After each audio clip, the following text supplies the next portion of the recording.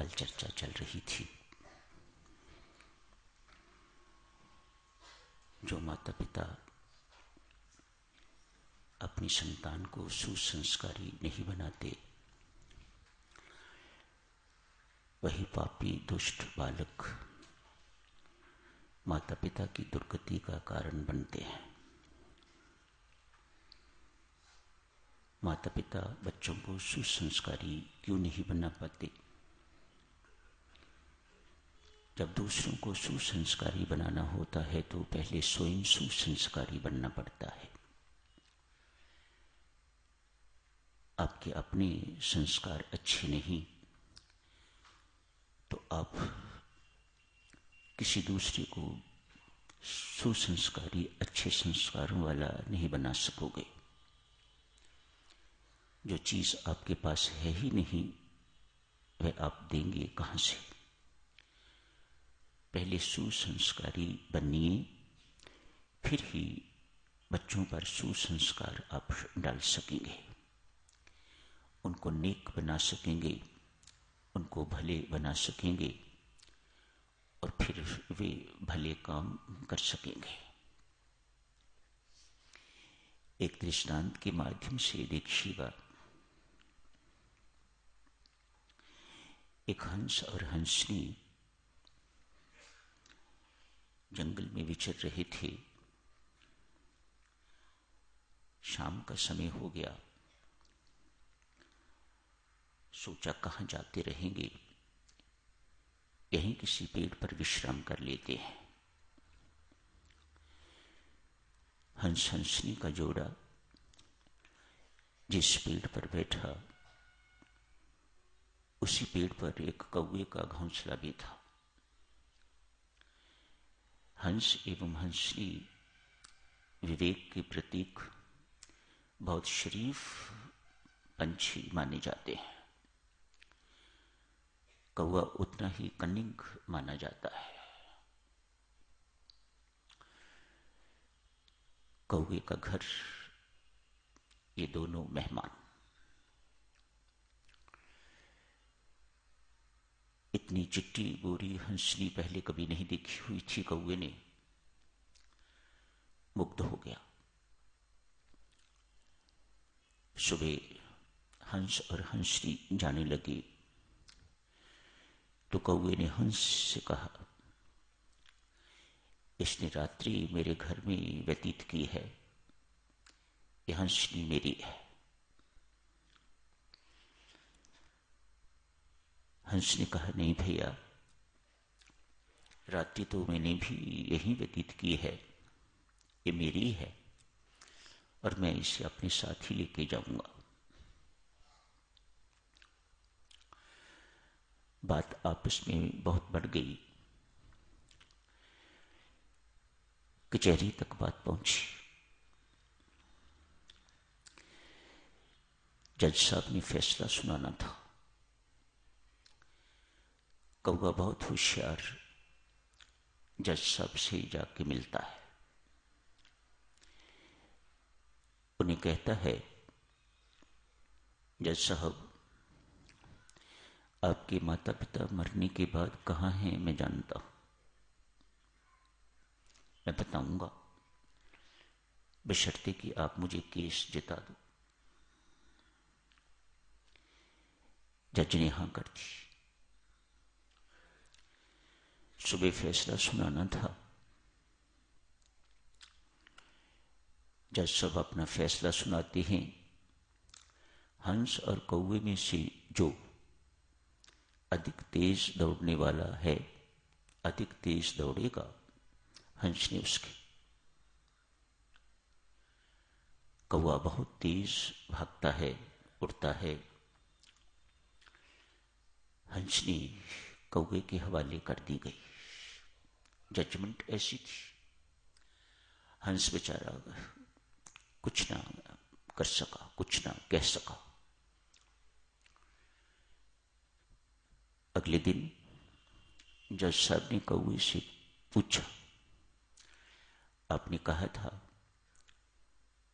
मरणोपरांत मेरे माता पिता कहाँ हैं, आप बताओगे, मुझे दिखाओगे, दिखाओ।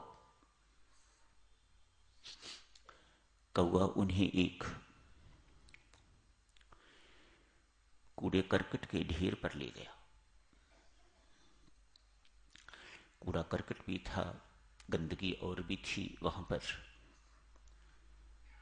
दो कीड़ों को देख के कौवा कहता है, जज साहब, यही हैं आपके माता पिता। संत महात्मा साधुजनों, इस कथा से, दृष्टांत से ये निष्कर्ष निकालते हैं,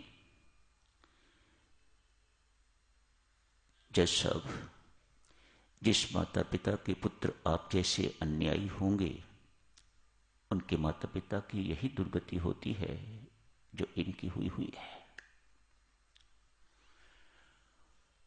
पापी पुत्र, दुष्ट पुत्र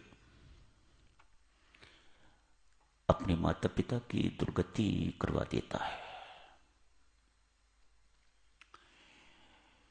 विदुर का यदि पांडवों के साथ प्रेम था, भगवान श्री कृष्ण का प्रिय भक्त विदुर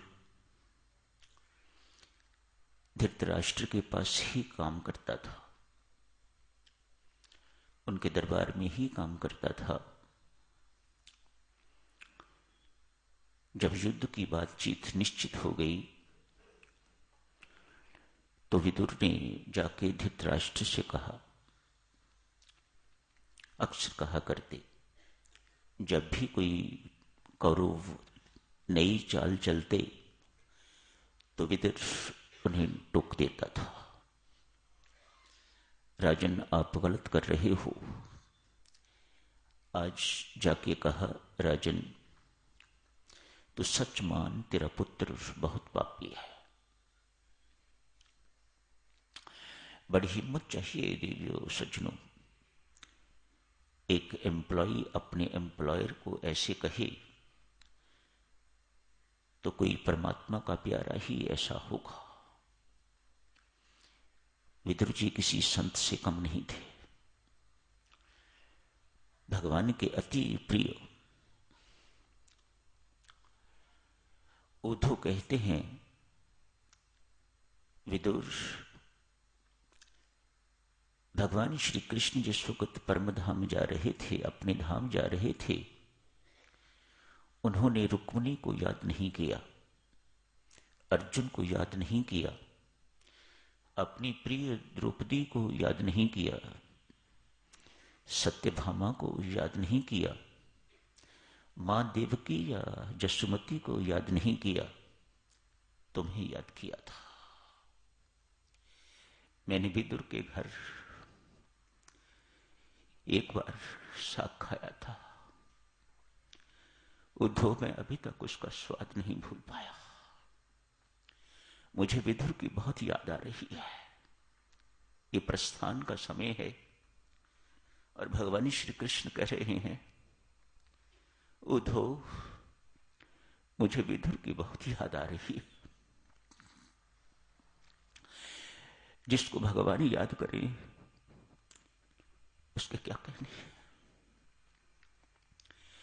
उसने मुझे बहुत कुछ दिया, मैंने उसको कुछ नहीं दिया। मैं विदुर का ऋणी जा रहा हूं। वही विदुर आज धृतराष्ट्र के पास जाके कहते हैं, राजन, तेरा पुत्र पापी है, इसका त्याग कर दे, ये तेरी दुर्गति करवाएगा। उस वक्त तो राजा धृतराष्ट्र सब बात सुन लेते हैं, मान भी लेते हैं। दोबारा जब फिर उसका पालन नहीं कर पाते तो विदुर फिर मिटते हैं। तो राजा अक्सर कहते हैं, काका मैं क्या करूं, जिस वक्त दुर्योधन मेरे सामने आता है मेरा सारा का सारा ज्ञान हवा हो जाता है। कितना भयंकर है, कितना भयानक है पुत्र मोह। कैसा प्रबल्य है इस माया का, जिसके चंगुल में फंस के तो आदमी नित्य प्रति गलतियां ही गलतियां करता रहता है। माया के चंगुल में फंस के माया इतनी भ्रामित है, इतना भ्रमित करने वाली है, वह कभी भी किसी सत्य को असत्य सिद्ध करने में सक्षम है और असत्य को सत्य दिखाने में सक्षम है। ये माया का खेल है। दुष्ट पुत्र, पापी पुत्र अपने माता पिता की दुर्गति करवा देता है। शास्त्र देवियों पुत्र की परिभाषा करता है जो अपने माता पिता के पाप से त्राण करवाए, रक्षा करवाए, वह पुत्र। मानो पुत्र के हाथ में बहुत कुछ है। पापी पुत्र है तो वह दुर्गति करवा के रहेगा, और यदि सन्यासी पुत्र है, भक्त पुत्र है, तो वह सदगति दिलवा के रहेगा। उसे दिलवानी नहीं पड़ती। परमात्मा का ऐसा कर्तव्य बन जाता है कि उसके माता पिता की और अनेक संबंधियों की सदगति करे। ये मेरे भक्त के संबंधी हैं, ये मेरे प्रिय के संबंधी हैं।